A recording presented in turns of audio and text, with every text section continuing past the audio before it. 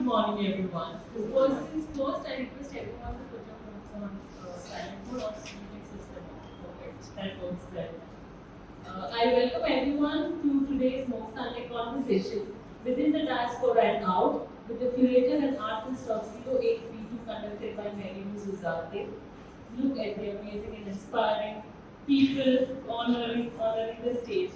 I would like to take this opportunity to thank you, Mary Lou, for conducting this conversation. Mary Lou Zuzate is an African-born photographer of Goan with a base in Berlin, Germany. She was trained as a scientist and has worked in research for 25 years, has compiled a wealth of knowledge on the photography of food and portraits. She has been fusing her portraiture and food photography over the past 15 years, combining video, music, photographs, and culinary experiences. Being an artist in diaspora, Mary Lou brings with her an innate ability and insight to speak with the artist and curator of ongoing exhibition 0832. My request, Mary Lou, take it further.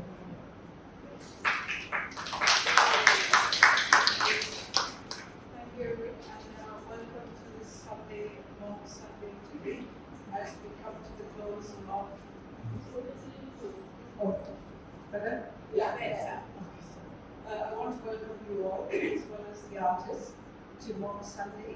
And as we come to the closing of the 0832, I will be interviewing today with Regina, who's been the curator of this amazing show, as well as Sukhyanka, Virat, and Sonia Sabawal. Welcome, all of you. I'd like to start this session by giving you a little bit of history of the word diaspora, or diaspora.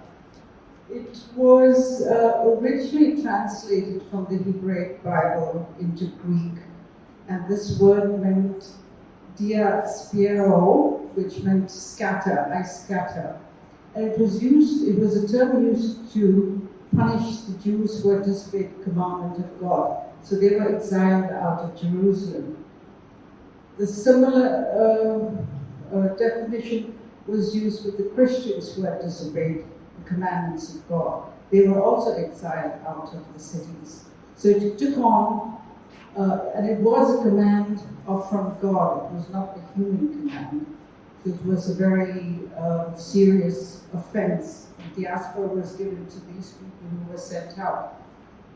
In going further into the 15th century, where it took on a very slight positive feeling, and that was in Germany when the Protestant church was established. And they used this term to tell the Protestants to go out and convert Catholic expanses in Europe. Here we see that it's starting to change slightly in its connotation. It was only at the beginning of the 20th century where sociologists got involved, as well as we started to see the movement of other cultures into the world. And sociologists added two definitions to this word. One was the secularization of the word, that means it wasn't used anymore as a religious meaning, and the trivialization, and that was using not just religious groups, but ethnic groups, and including their culture, and noticing that there's something more to just these people moving into new lands. Sociologists used to define, as I said, cultures that were displaced for political and economic reasons. A very good example of that is the Black and African American slaves that were in America. They were isolated because they stood out as you were a generation of a slave. But in the States, sociologists gave them this word diaspora, where they felt unified. It was more for positive life as in comparison to survival. Today we look at diasporic groups as, in a good sense, in a positive sense, globalization movement of cultures around the world has brought together an amazing amount of information, new ideas, mixed traditions, and this was then transported to other countries. One of the things that could never be transported was the essence of one's motherland. And the essence of one's motherland, I mean, and here I come back to Goa, and we talk about the smells of the market, the smells of the fish market, the curries cooking, the ghost sausages, the characters of the people. 0832 has been used this essence to bring together artists who have expressed or interpreted this form. And I'll start by interviewing Wendy, who is the curator of this amazing exhibition. And my first question to Wendy is certainly for her to tell her story as how she came up with the word 0832 and what inspired her to bring about this show.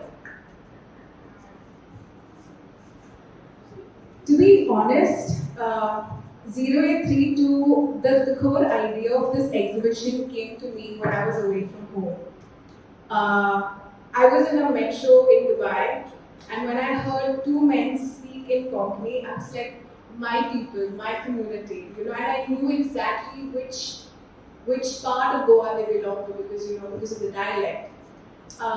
So this idea, and I have this book in which I jot down these, experiences and, words and random words and sentences that I think I may visit at a point in time. But when I knew I had to, work on a show at the museum, I wanted to bring to light a narrative that was personal but also shared. A quasi-historical narrative that a lot of us could be a part of, which we are a part of. And I think that was this seed, that was sown at that point in time. And the subjects that, okay, so let's look at it as a visual composition. Okay, we've already spoken about the background. Now you know the whole how the narrative came about. Let's talk about the subjects, which are the artists. Now these artists also that I've chosen have been a part of the diaspora. They know the dichotomy of belonging to a place, and when you're away, you're longing for the place. So they've been there, and they share that history, they share that narrative. And 0832, the title of the show actually happened when I was doing a lot of reading. When you're looking for the title of a show, you're looking for a word or a phrase or something that instantly reminds you of Goa. I did not for 1 minute think that a number, the SB code of Goa would do that. But I swear. But when I kept on reading this number over and over again, I was like, wait a minute, I can use this number because it instantly rings a bell. For people at a point in time who had to get in touch with Goa, when they're away from Goa, say for example, Bombay. Like I was born in Goa, raised in Bombay. This was the code we would dial to get back in touch with, say, my grandmother or cousins. And it was 0832. Like I literally remember the entire number by heart. And that didn't go. So again, it's a personal narrative, but I also know that a lot of us share it. So then the number became the title of the show. So that's how 0832 came into being. That's a new definition of diaspora. Yeah, it is, in a way, yes. Yeah, thank you, Wendy. Could you please name the artists that have, not only the artists today, the artists who have displayed their work? So we have 6 artists. We have Subodh Gedkar, we have Viraj Naik, Sonia Roderick Sabharwal. We also have Shripad Gurav's works along with Sagar Naik Mule and Siddharth Kedkar. Thank you, Wendy. My first question goes to Sonia, and I'm referring to you through your 4 figures of women that you have portrayed. They all have a very similar face and a similar dress. We can see them up there. Could you tell us, for me, they give a little bit of a religious connotation. They look very saintly standing, they're very, very pious. Could you elaborate on how you chose that face and why you chose that face, and then eventually the dress? Thank you very much. Put the mic closer to you. Yeah. Before I start explaining about the works, I would like to go a little the previous works that I've done and painted, because most of my series have been based on the folklore and the god and goddesses of Goa. So I have done the dances of Goa, Portuguese, and I've done god and goddesses of Goa. So studying the god and goddesses of Goa, the serenity comes in. So that's why the figure forms would be like the faces would be very serene. This is what I really like doing, and this is what I love. Like I see the innocence of my people, the Goans. It's if you see the faces of these works or the previous works, the eyes is what I elaborate on. It's the eyes that speaks the innocence of my people, my culture, and secondly, that if I go to the dresses, like it's only when Wendy came up to me and said that I have to do the show on diasporas people. This is when things that were fogged up in my mind as a child when I grew up started getting clearer with the dress sense of our people. I belong to Russia. My family belongs to Russia. That's way back at Russia. So Russia being a very scenic place, and the people are so innocent that the dialect, the clothes that they wear, the typical puff sleeves, the gathered dresses. So that is what I try to portray in this. Secondly, the painting titled Pairs. That is something that reminded me of my grandmother who used to the pig, yeah. While she used to do farming, she used to grow rice, and it was during vacation time. We used to come down and we used to see her, drying the rice and boiling the rice. So what got me was the pink tinge of that little grain. So that is why I portrayed it that way. And the dress sense of this painting is also my grandmother used to wear, not long sleeves, she used to just wear the sleeves like a magnet sleeves and the cotton, simple sarees.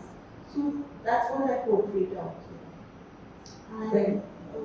And also pairs was something that brought memories because at 11 o'clock, we children used to go on holidays to Russia. At 11 o'clock, exactly 11, on a long dining table with those two benches at the side, she would call us, Carol, Sonia, Frankie, James, just come and have your pairs. And company, obviously. And the pairs were so served in a little bowl that's portrayed out here. And with a little Thor or a fish or something. So that memories, this came off as Wendy started speaking to me about the diasporic relationship that I would be having with, it started getting clearer. So even with Tizan, I have used the color of Tizan, and I used the ladle that used to be served. So that's what, and the dress sense out here in Tizan was basically the puff sleeves and the gathered, which you still see in the South Goa, the women wearing them. Then in Banchi Mudok is another memory where we used to go, the blue painting, yeah. So in this I have used the dress sense is something which is a low-waisted with a flare skirt. Like you have this low-waist flare skirt. And this brought back memories of us going to the fields and playing and coming back and having a well-water bath. So that is why. And rosary, I shouldn't miss that. This is something which is still etched, and I can still see the lady who, like early morning, we used to go for walks. It's around 6 o'clock, and there used to be a 7 o'clock service mass at the seminary, the big seminary church in Russia. So this lady was just used to walk by with a rosary in her hand, just saying her prayers and with her head covered. So this is just a memory that all flowed back into the verse. Thank you, Sonia. My next question would have been the background colors, because I know you had some connection to that, but you've answered that question. Yes, as I said, pears, it's painted in pink. So that's the little grain of rice. The little tinge of pink and grain of rice is something that I have elaborated on this artwork. And it's basically also my grandmother. I remembering my grandmother with the rice holding on. And little birds and the bowl. So it's all just a flashback and a clear image that started falling into place. Yes, that's true. And also Tizana's, the background I painted is the color of the green. The color of the green, that's what I portrayed. And Vanchi Udok is blue. Thank you very much, Sonia. I'll come back to you for another question. My next question is to Subdo. And the first one that caught my eye was the chorizo pretzel, which I found extremely amusing. I had to smile at that because when I'm in Berlin wishing for some sausage, Goan sausage, I never thought of a pretzel. Instead, I had some German bread. But I'll definitely go home and try that with a pretzel. Why the pretzel? Why did you think of a croissant or something that's out of Goan? Yeah, before I come to that, when you ask other questions, or any other question, why the faces, why the particular face, one thought crossed my mind, especially because the blue eyes. That's that Portuguese shed more sperm than blood.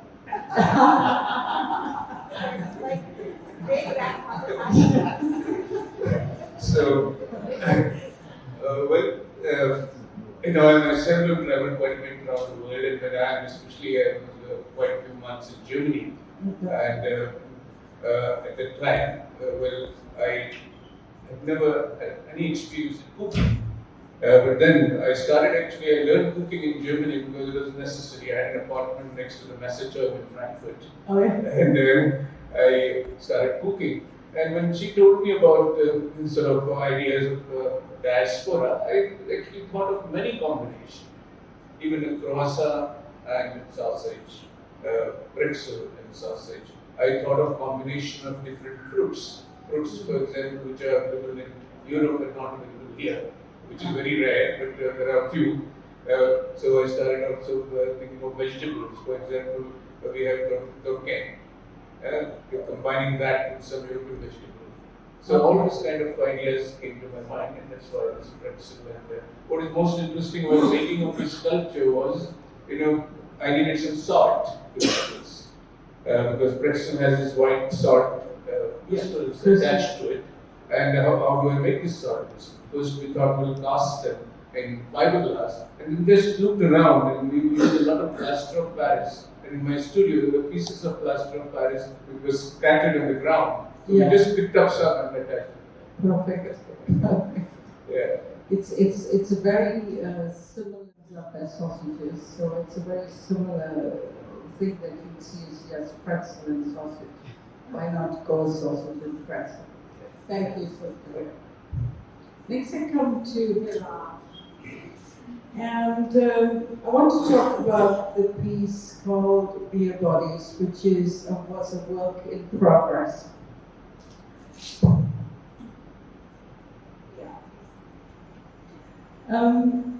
There's several things that are going through my mind here, and I know, and it's well known, that you are interested in Greek mythology.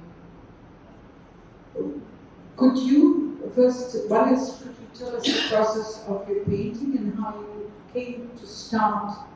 I think the start is the buffalo, to the point of bringing Greek mythology creatures into it. As you see, my works have progressed for the past so many years. I've been into studying the fables and this Greek mythology or Roman things, all have completed my thoughts and ideas.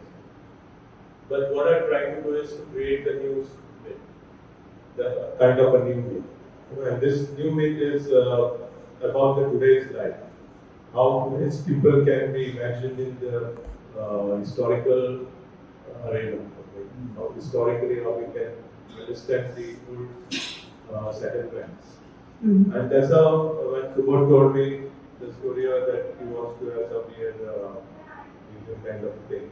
So one idea came to me that in the form that how people in Goa or anywhere when they go to bar, how they enjoy. And these are the places where these things are mostly served. And that has come into the picture. I've been working on it continuously for the last 2 months, and now it is there. Here I'm less after display. Because there are a lot of people moving around. And, Yeah. but definitely in another 2 months I've completed. Oh, okay, okay. So what you're implying is that after a penny or 2 or 3, those people sitting in the bar I suddenly think turn to one creatures. bag you can hallucinate and drink. Yes. But over that, then you are on the ground. I know, for me, 1 penny is enough. So dream is very important part for the artist. And Yeah. as you work in progress, I think every moment while working also we start to dream. So every minute you dream the new things in your own world. Yes. So that's how things are. Okay, thank you. Thank you, Ralph. So, Sonia, I have my second question to you. You have portrayed the women, or I'll just read my question. What is your opinion and observation of the woman's role in Goa over time, and has it changed or influenced your paintings? Because you painted past stories. Are you now observing the young women or the change rapid change that's going on in Goa? Have you incorporated those into your paintings? As of now, no, I haven't done that because I still remember my past, and that's what I try to portray. Like, because I remember the women then also in the past were very strong. Like we had the Bade. So we had those ladies who used to, Gauda ladies who used to carry luggage and whatever. Like, you know, if you have gone to a marketplace and you have bought something, they would carry it around to your vehicle or whatever. That's So right. they were very strong, and we had women then, and then we had Shashika Kapurkar also then. Okay. So this generation is too fast for me to digest. So I am still in my own phase, and I love that. Okay, thank you very much. Thank you, Sonia. My next question is on Sukutu, back to you. The piece entitled Goan Olfactory. I think it's a very it's a very direct meaning to the word diaspora, in the sense that we do miss our smells and our atmospheres of Goa, and you've captured those in little bottles. How did you do that? Well, I started thinking about different areas where, I mean, there is nostalgia in the minds of people who are away from their motherland. You know, I will elaborate a little bit on different things which I started thinking about. You know, one of the most important things is language. Wendy talked about somebody who she heard speaking in Konkani, and immediately she felt, okay, Hamara aadmi hai. So that experience I have had many, many times, and I must narrate one fantastic experience I had in this area. You know, I basically believe that cultures are born in the womb of language, of mother tongues. I was in Vienna on the way back to Mumbai. I think we came from Frankfurt to Vienna, and I have one of the skills I have developed over the years is immediately recognize a Goan in huge crowds. So even in Bombay, British station, I have often experimented I would say that guy or that woman must be from Goa. And 90% of the times I have been correct. There's a certain kind of a look on Goans. There's sort of simplicity, but there's a particular kind of look which I sort of able to recognize. Now in Vienna, at the airport, I look at a girl at the counter and said she must be from Goa. And I just go to her and just say in Konkani, Goan? She immediately answers, yes, how do you know? And then she's asked my name and she says, I've heard of you and all that. And said, give me your boarding pass. I give my boarding pass. She throws it in the waste paper basket and gives me a first class pass. So this is sort of just one line in Konkani. I'm upgraded to first class. And one who's sitting next to me, Dattara Sargaonkar. And now the guy, who is my owner, he's sort of completely confused. How can this guy afford first class? So there are many stories connected with language I could narrate. Now the smells are very important. We have, like if I think of the earliest smell I can remember is when I was perhaps just 6 years old. I went to my mother's house and I was served fish curry rice. And even at that time, at the age of 6, I used to like spicy curry. And the mirchi, the chilies which were used in that curry, had a very peculiar aroma. And they were the chilies which were grown by the Gauda community in Dolli. Dolli is in Margam, that area. And I still remember that aroma, even today, that fish curry rice. And I often ask my mother, how come that was different from what we have today? And she said those chilies were from this area. So we have about 26 varieties of chilies in Goa. And all the chilies came from Brazil, but then there were cross-pollination and we have this variety. So that smell is very interesting for me. The smell of the first rain, when the soil sort of has this wonderful aroma. Earlier I used to think that it is the smell of the soil, but then my wife is a marine biotechnologist. And then I realized that it is a spores bursting. There are bacterial spores which burst when first rainwater falls and dries soil. And so all the smells from margam, smells from banana, smells of dry mackerels. Dry mackerel is something which is so nostalgic. And especially in a rainy day, when the clouds are almost heavy and it's all misty. And there is a kind of a smoke trying to rise. And the smell of dry mackerel. That's, I think, a very special memory. So all those memories sort of I try to incorporate. It's a very interesting business plan what you're selling there. I know some of the smells you displayed are exactly what people miss when they're overseas. I tell my kids, I love the smell of the first rain when it hits the ground. And thank you for the explanation. And now I have a reason to, because they couldn't understand this. What's that? Smelling the first rain. There's no connection. Thank you. Thank you.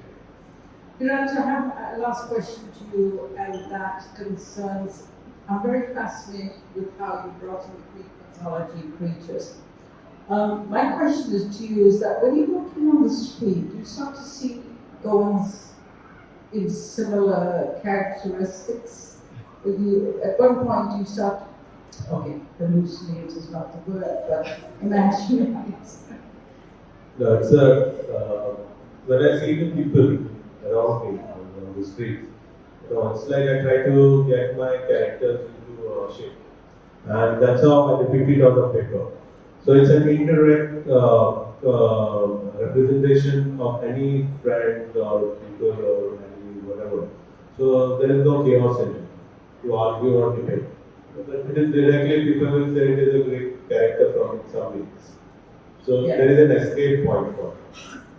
And that's how the things are. But when you see the masks that I've done, basically this was on there's the mustard seed company, right? He directed the play called Kathore Paji.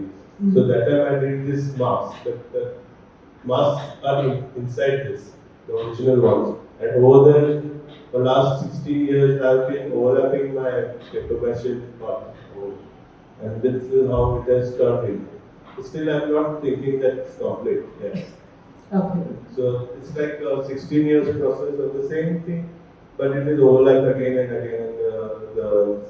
And the dimensions have raised.